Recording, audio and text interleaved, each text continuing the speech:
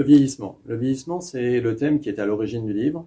Ce qui m'intéressait, c'est justement ce processus de vieillissement qui est d'abord physique. Et le roman s'ouvre sur une scène où le professeur Mittelman est devant son miroir à constater les dégâts du temps sur son corps. Et le vieillissement, c'est aussi, comment dire, c'est perdre un peu pied par rapport au monde qui nous entoure, rester accroché à des valeurs anciennes, avoir du mal à s'adapter aux nouvelles. Professeur.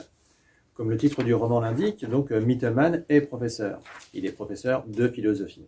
On dit souvent qu'être professeur, c'est une vocation. Chez lui, ce n'en est pas une du tout. Son véritable objectif dans la vie, c'est d'écrire, de publier, d'essayer d'être reconnu.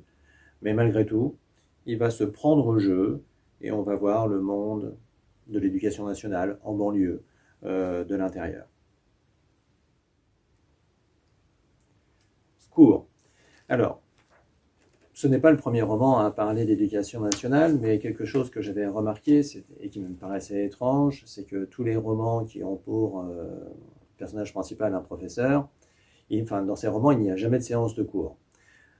Là, il y a 3 séances de cours, c'est-à-dire des cours où il n'y a que le professeur qui parle. On comprend que les élèves interviennent par rapport à ce qu'il dit.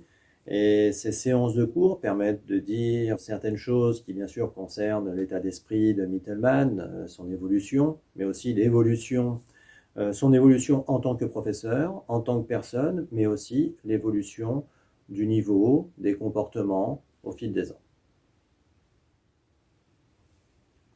Amitié.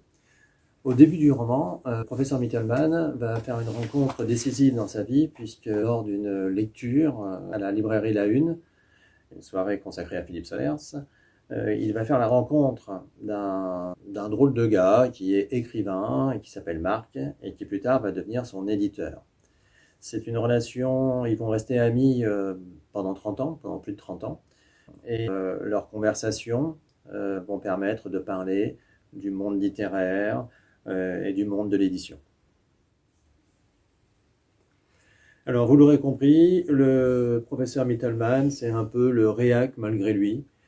J'ai essayé d'en faire un portrait avec humour et tendresse. Merci.